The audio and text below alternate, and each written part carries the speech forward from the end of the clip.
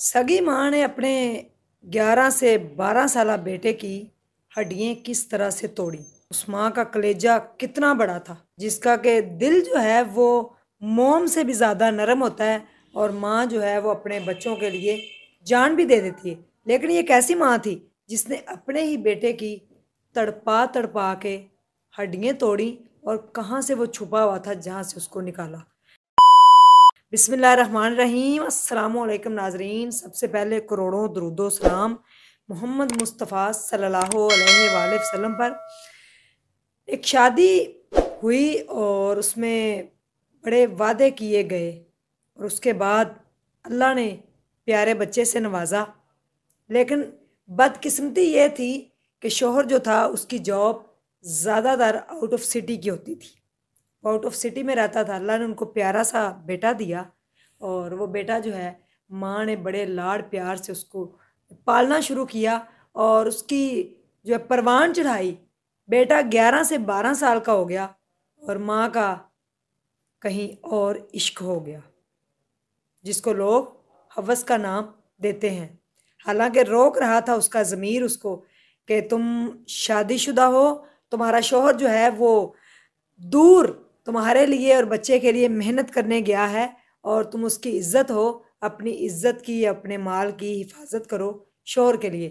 लेकिन अकल के ऊपर पर्दा पड़ चुका था। बाहर किसी के साथ अफेयर हो गया और उसके साथ घूमती फिरती खाती पीती 2 साल उसने गुजार दिए। बच्चा 10 साल का था, तकरीबन 10.5 साल का। तो बच्चे को नहीं पता था कि मेरी जो माँ है वो उसका कोई चक्कर है बाहर किसी के साथ। और वो चुपके से निकल जाती और उसके साथ जो है वो अपने जो भी मामलात थे ज़िंदगी के वो तय करती, चली जाती उस बंदे के साथ। अब जब शौहर घर आता तकरीबन 6 माह बाद या 4 माह बाद या 3 माह बाद, जब भी उसको छुट्टी मिलती, कभी 6 माह गुजर जाते, कभी 8-8 माह भी गुजर जाते। दूर बेचारा नौकरी कर रहा था तो उसको नहीं पता चला। छोटा सा मासूम बच्चा अचानक से घर आया और उसने अपनी माँ को इस हालत में देखा।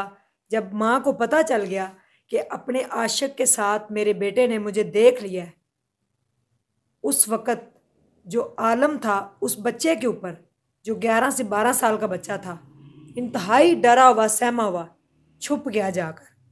और छुप भी कहाँ गया कि बिस्तर जो रखे होते हैं उनकी सबसे निचली तह के अंदर जाके छुप गया कि शायद मेरी मम्मा मुझे मारे ना या डांटे ना। लेकिन उसे पता ही नहीं था कि उसके साथ क्या होने वाला है।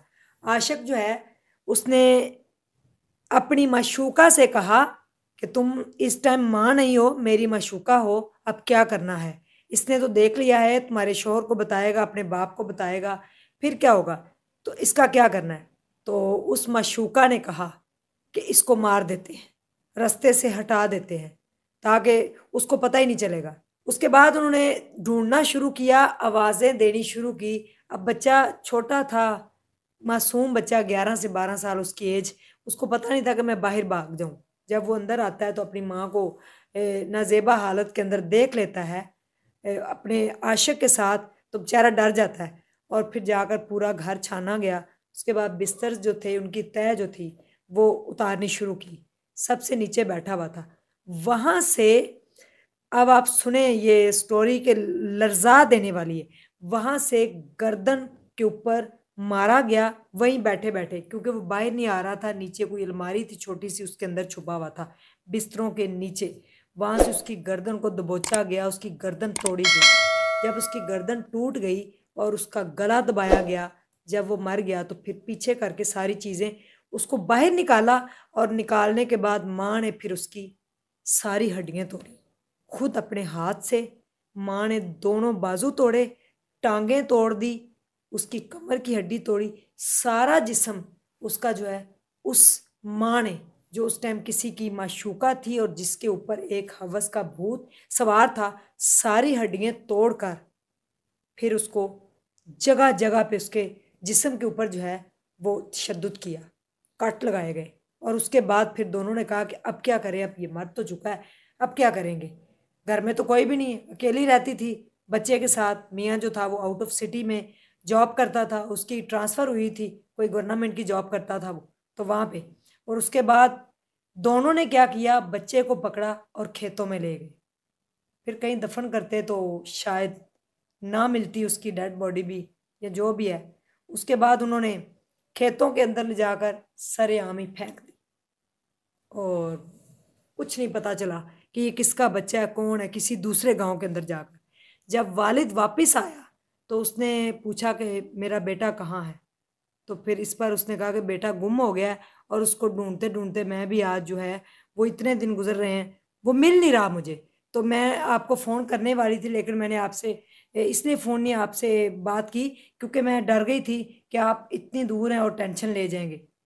ये बात कहकर उसने ख़त्म कर दी, लेकिन बाप को कहाँ चैन मिलेगा। ढूंढते ढूंढते आखिरकार उसकी बॉडी मिल गई, जिसको कुत्तों ने खाया हुआ था, जानवरों ने खाया हुआ था। और क्या उसकी कुछ दो चार जो हड्डियाँ मिली, उसको लेकर घर आ गए। और उसके वालिद ने जब देखा कि बेटा मिल गया, तो हमारी तो किसी के साथ दुश्मनी नहीं थी, इसको किसने मारा है।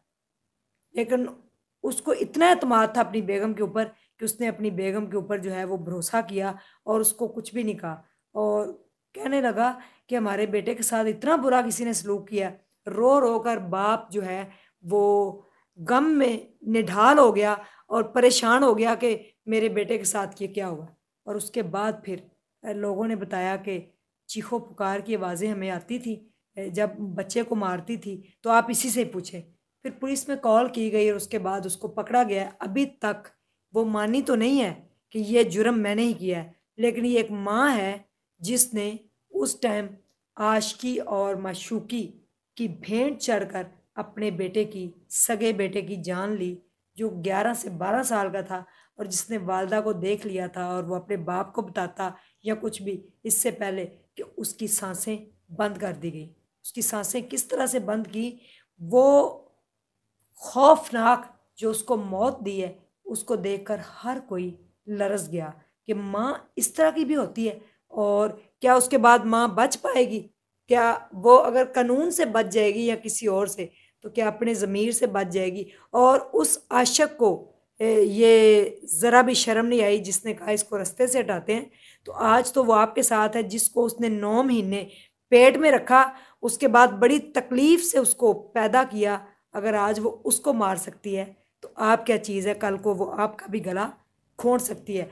और जो 5 बच्चों की माँ या 4 बच्चों की माँ या एक बच्चे की माँ जो है, वो शोहर को छोड़कर दूसरों के साथ भाग जाती हैं, तो उनको सबसे पहले ये सोचना चाहिए, अगर वो हमारी खातर अपने बच्चे, जो उनका खून होता है, जिसको बड़ी तकलीफ से माँ पैदा करती है बच्चे को, उसकी नहीं बनी तो कल को हमारी भी नहीं बनेगी। भरोसा उसके ऊपर, उस औरत के ऊपर भरोसा करना सबसे बड़ी बेवकूफ़ी है, जो अपने जिगर के टुकड़े की जान इतनी बेदर्दी से ले। कमेंट सेक्शन में आप क्या कहेंगे इस माँ और इस वैश्या औरत के बारे में? क्या ये माँ कहलाने लायक है जिसने अपने बेटे के ही, अपने जिगर के टुकड़े ही टुकड़े टुकड़े कर डाले? अल्लाह हाफिज़।